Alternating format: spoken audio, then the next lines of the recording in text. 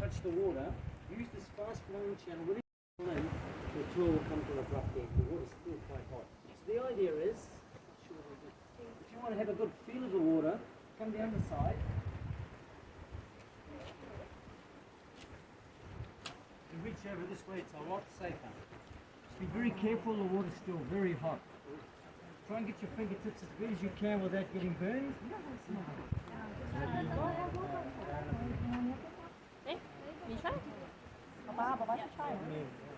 We bathe in same water, no waste. But if we don't like you, we just reverse the process. The water itself, wonderful for arthritis, rheumatism, joint pain, skin complaints, sports injuries. Also very good for your hair and your skin. There is no need to use hair shampoo or soap in the water because the minerals in the water will take care of those needs for you.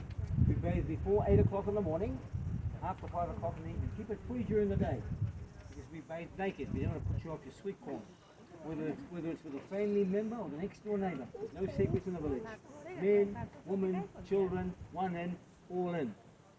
I bathe about 4 o'clock in the morning, nobody about. Saves them all going blind. So ladies and gentlemen, these are the oil baths and this is our bathroom. If you put your hand on the concrete, you feel the heat coming up from beneath. A little bit from the sunshine, not much. It's been mostly cloudy today. So these are the oil baths and this is our bath.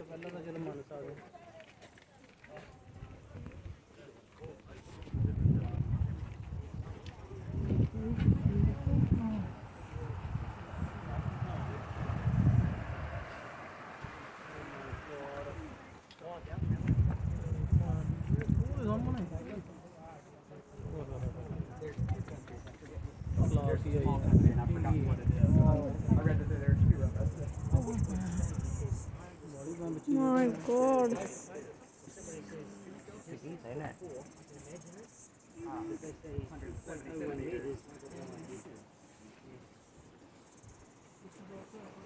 No, it's cold. It's freezing.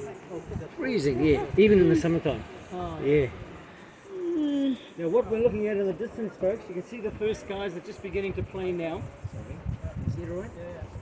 We call that the Prince of Wales Feathers geyser.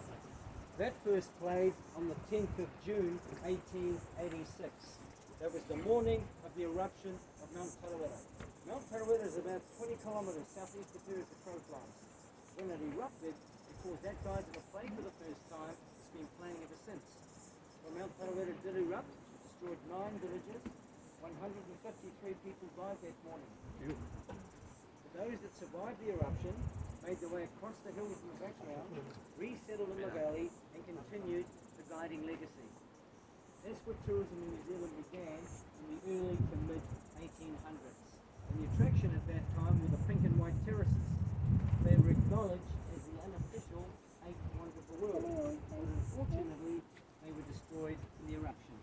Now, the prince was originally called Te Tohu. Te Tohu means a sign, the indicator. It indicates when the main geyser, Puhutu, is about to play. So when it reaches between 6 and 7 meters in height, you see Puhutu come up beside it on the left-hand edge. Now, the Prince of Wales visited this valley in 1901, and we renamed that geyser the Prince of Wales Feathers Geyser in recognition of that visit. Puhutu means eruption, explosion, a big splash. It can reach a height of up to 30 meters at its fullest height. But if you go back to the beginning of time, we actually had 35 geysers right through this little valley. It's only 1.5 kilometers long. So if you can imagine 35 geysers playing at the same time, that's all we can do today. We still have 5 that play regularly. Those are the 2 main ones. Prince of Wales Feathers, Prince of Wales Feathers Geyser. We'll catch up with you at the end of the tour. Just behind these trees in the foreground.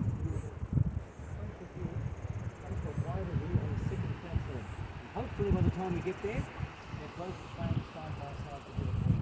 But in the meantime, we're going to make our way down to a hot spring, the hottest in the valley. Not just the village, but the valley as a whole. Come on down.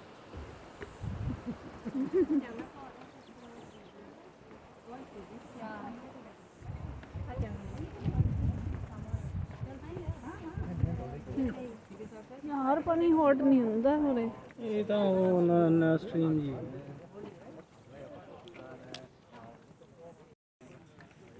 look at this ਉੱਪਰ ਦੀ ਹੈ ਭੈਣ God, ਇਹ ਹੈ ਕੀ ਲੱਗਦਾ ਨਾ ਇਹ ਜਿਆਦਾ stream ਹੈ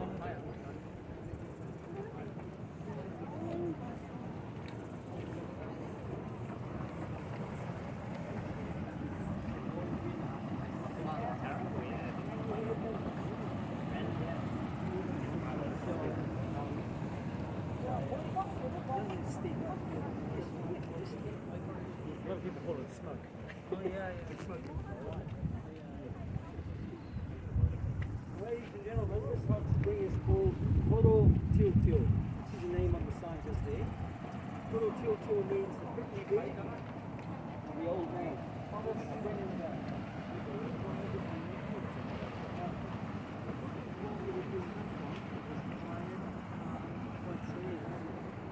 And yet just a few feet away, we've got a hot spring that's feeling out today. There are days when I can be standing here speaking to you, it'll drown me out completely. The difference simply is this. They both share the same primary water source down below, surprisingly enough. So the channel from that water source down below to the surface up through the earth is very narrow in this hot spring compared to the cooking pool. So what that does, it creates pressure in the chamber down below. That's why we have so much action on the surface. So you can almost hear the heat in this pool, if you think about it. So what we have is sitting on or fractionally under boiling point, on or fractionally over boiling point. So it's only a degree or two either side of boiling point. Now, it can become angry, it can become violent, it can also erupt from time to time. The last major eruption was December 26th, Boxing Day 2004. In fact, all those years ago today. That ring a bell with anybody? Thank you very much. A tsunami in the Indian Ocean, where over 200,000 people lost their lives. First thing that morning, well, we're 5 hours ahead of the Indian Ocean at this time of the year because of daylight saving in this country. First thing that morning, this pool went up in the air about 13 feet. It continued to erupt off and on for about 2.5 months after that. So we had this area cordoned off because you can't afford to be splashed by that water. It makes a terrible mess of your skin and your flesh. The same day, all 5 geysers played continuously, right across the top of the rock face that we viewed from the platform up above. We'd never seen that before, and we haven't seen it since. Is there a connection between all of those events? I have no idea. All I know is the timing and the fact that we're on the same tectonic plate, the Australian plate. So, well, we share 2 plates. We have to the east of the country, we have the Pacific plate which subducts beneath. Same word, I suppose, isn't it? Beneath and subducts. Beneath the Australian plate. And that's why we have so much movement in this country, particularly along the east coast of both islands. Now, we use this hot spring for health. We take a cold, wet winter's day, almost like we had this morning on my first tour. The cloud cover is low, the steam in the valley is nowhere to escape. If you take the 9 or 10 o'clock tour in the morning, you only see about 10 feet around you. So it's just a sea of steam in the valley. What people will do is they walk up to the fence, put their hands on the top, they'll put their head back, the steam goes over the neck and across the face. The minerals in the steam are wonderful for your hair and for your skin, just like the water in the baths are down below. They'll breathe in through their nose, out through their mouth. It'll relieve congestion like a blocked nose, anything bronchial like asthma. It'll clear your sinuses. But it isn't a cure for anything. We need to be using it long term. The Puia Rotorua, the prickly beard, the old thing. What we're going to do now, as you walk past that fence, folks, just look over the top and then down. You see the natural overflow from the hot spring.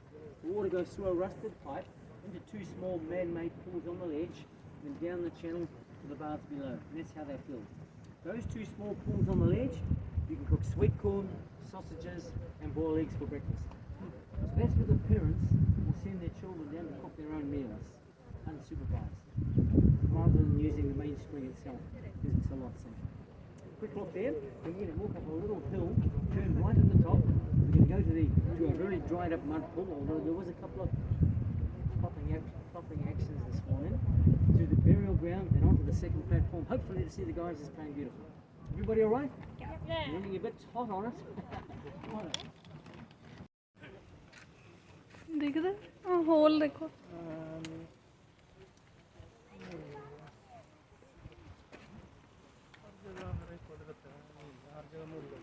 ओए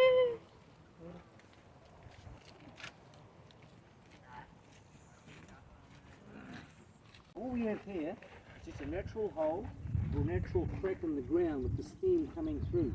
We box it, contain the steam and cook it. The steam cooks the food, it won't burn it because it's steam cooked. The sulfur content of the steam brings out the natural flavours, the natural juices of the food. So it doesn't taint the food, nor does it leave a bad taste in your mouth. So what you smell in the village this afternoon, or what, since you've been in the city, you don't taste that smell in your food, surprisingly enough. Now most of the villagers either work in the city during the week, or up in the bush behind the village, deep in the bush, where I come from. So we have a sawmill, and there's bush gangs operating up there. So it's the same tribal area, but there's no geothermal activity. It's all umbrella ही ले आंदे हो now. So what the villagers will do before they go to work in the morning, they'll place the ready meal in the box, cover it, go to work, spend all that work, come back in the evening, pull it out, straight onto the table, no cooking, no waiting, cooking time between 2 and 2.5 hours. There's a bad example, frozen chicken. From the deep freeze, straight into the box, onto the table, about 3 hours. Cooking with your red meat, your white meat, chicken and fish, and your solid vegetables like potato, kumara, New Zealand Maori sweet potato, pumpkin and carrots. All of your green leafy vegetables, you cook in the hot spring behind. What do you think the greatest advantage is of these hanging steam boxes, besides the health aspect? Pretty energy efficient. Not running an oven. Yeah, that's quite right. No electricity or gas charges. It's completely free. Only reason it's empty, when everybody ate themselves to death yesterday. These boxes are very full. So the pool, see the word in white on the side? Hare ko huru huru. It means murderous, rippling waters. Come over. This is another form of cooking, folks.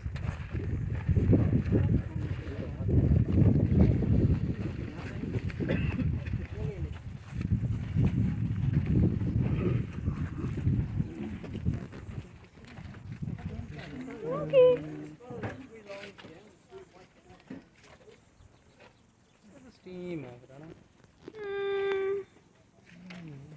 Naturally create की natural actually Now the temperature ranges between 96 and 100 degrees Celsius or 212 degrees Fahrenheit for our friends from South Carolina, where the capital isn't Raleigh. Thank you. The depth, bottomless. No recorded depth to the pool. Now, there was an attempt in the early 1960s to measure the depth. We used a very scientific method, plumb line. Straight down to about 50 feet. Now I say feet because we were still using the imperial measurements in the early 60s. It wasn't until 1969 that we slowly transitioned over a 5-year period to the metric system. So I was brought up with both. Don't understand either. The water meanders in all those vacuums beneath the surface. Those vacuums and chambers are heated by hot molten rock or magma and pockets of lava. All the way down to the centre of the earth. Now I say that because it sounds good. You don't actually know because there's no recorded depth to the pool. We put sweet corn in there, which you're about to try very shortly, as well as our green leafy vegetables like cabbage, cauliflower, silver beets, spinach, broccoli. Just place them in a muslin cloth bag like a cheesecloth or a muslin cloth. Just tie them over the top, hold the knot, bend down beside the pool, then just dip it into the natural spring waters. 2 to 3, 3 to 4 minutes, depending on how crisp or how soggy you like the vegetables. Or, if you've got something to do, tie it to a piece of twine, as we've done with the sweet corn, anchor it to a rock at the top of the stone wall, pop it in the pool, come back and pick it up later. The colour of the water comes from the bubbles that come up from the primary water source down below. They come up through the middle, they hug the sides, when they reach the surface they form a cluster of bubbles. So a mud pool is boiling mud, as opposed to boiling water in a hot spring. What you get are little gas bubbles coming up from the middle of the pool to the centre. And when they break the surface, they make a very distinctive popping sound, which you can't hear from up there today. Which children seem to enjoy more than anybody else. So what happens is, the mud, it's just a very gentle cascade, as you can see down below. It goes up, comes down, builds, and spreads. What we used to do, long before the coming of the European people, is place the body, the dead body, in the most active part of the pool, where you see the mud plopping. The body would just sit. Then we gently force it beneath the surface, and it would just slip away naturally, very beautifully. That was the style of burial up until the coming of the missionary and the introduction of Christianity. They taught us to dig 6 feet in a geothermal area. We placed the coffin of the casket, we covered it with earth, and expected it to stay there. What do you think happened to it? It did too. Worked its way back to the surface. Not overnight, over a long period of time. So today, we bury in tombs or vaults above the ground for that very reason. We bury our chiefs, our rangatira, on the side of a hill. We find that in most tribal areas. The reason for that, so the chief, even in death, is looking over his land and his people. This is what we call urupa, graveyard, cemetery, burial ground. And if you look, you see a cave that's developed on the northern side of the mud pool. That cave has made its way all the way under that house. So those people in that house are living on a live mud pool. Their saving grace is the fact that it's rock. If it had been just pure earth, they would have imploded a long time ago. So, just one of the joys of living on geothermal activity. So, that's why I live in the bush. Anyway, come up this way, folks.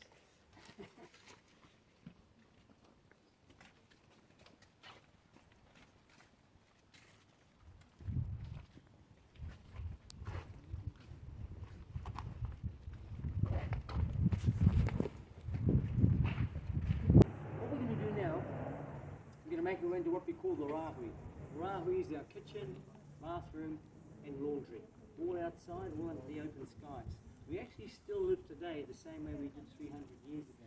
The facilities have been upgraded slightly, not much, probably not to your standards, but this is how we live, and that's what I'm going to share with you as we make our way through the village together this afternoon. Is everybody alright?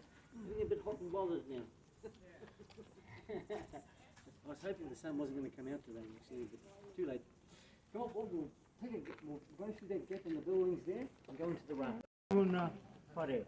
Tupuna ancestor whare house, ancestral meeting house. This one was carved in the name of Wahiao. As you may remember, he was the warrior chief that I just talked about at the beginning of the tour. Now we use it for tangi haroa funeral, huio meeting, wānanga seminar, whakangaho entertainment, weddings, birthday, family reunions. So what it does is it brings the people together, helps to keep them together as one big happy family. Mostly, not always, with their ups and downs just like everybody else. But when you go back in time, this area that you're standing on now, directly in front of the house, is the courtyard of our marae we call Marae Aotea. Belongs to the god of war, Tumatoenga. So it's tapu, it's sacred. This is where we settled our differences. This is where we argued, where we fought to the death. This is where we spilled our blood. It's only once you got rid of all that anger and hatred out of your system that you can actually set foot inside the house. Because that domain, once you are inside, belongs to two gods, must be kept apart. They mustn't come together. How we keep them apart today? We take off our shoes before we go inside. So that the sands of Tumatoenga, the god of war, don't mix with Rongo Mapane, the god of peace. And we help to keep them apart that way. We call that tikanga. Tikanga is the meaning behind everything in Maori. So all of the traditions we practice as a people today, we brought with us during the great migration of the Maori people from Hawaii Nui, Hawaii Ro, Hawaii Pāmāmau, our mythical homeland. Across the Great Sea of Kiwa, the Southern Pacific Ocean, to Aotearoa, land of the long white cloud New Zealand in 1300 AD. Now, when I was going to school in the 50s and 60s, it was 1350 AD. But somehow between then and now we lost 50 years. Nobody told me where they went. We still practice those traditions today. Admittedly, one or two have been lost in time. Some have been watered down over time, particularly with the European influence. But for the most part, we still practice the original traditions. You won't see them openly as you travel around the country, because they take place mainly on the courtyard of our marae and inside the ancestral meeting house. But the one that you may see as you travel around the country is our greeting we call hong. It's the traditional greeting of the Maori people. It's the light pressing of noses. Now, it can be performed by a man and a woman, two men, two women, an adult and a child, depending on how old the child is, of course. It can be with somebody you know, that you know well and see often. It can be somebody you're meeting for the very first time. And it begins as you come together with a simple handshake. So, as the bodies come together, you shake hands. As the faces come together, just before the noses touch, you close your eyes. Now at this point, you need very good aim. You continue forward with your eyes closed.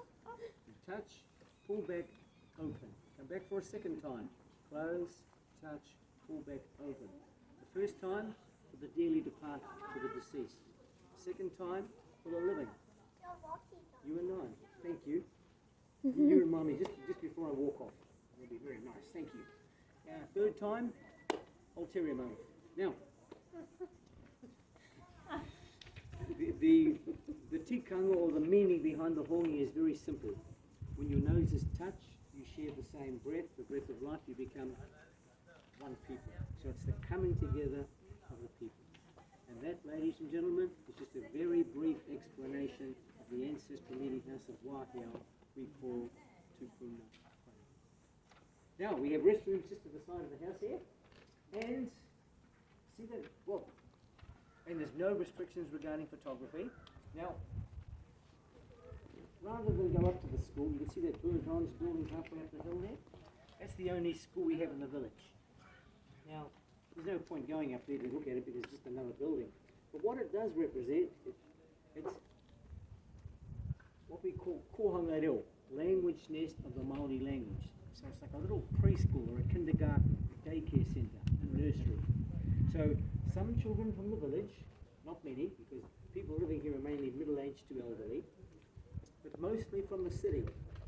13 children in all, Monday to Friday, 9 o'clock till 3, they'll attend and begin their education in the Maori language, Te Reo Maori, if they haven't already with their mum and dad at home.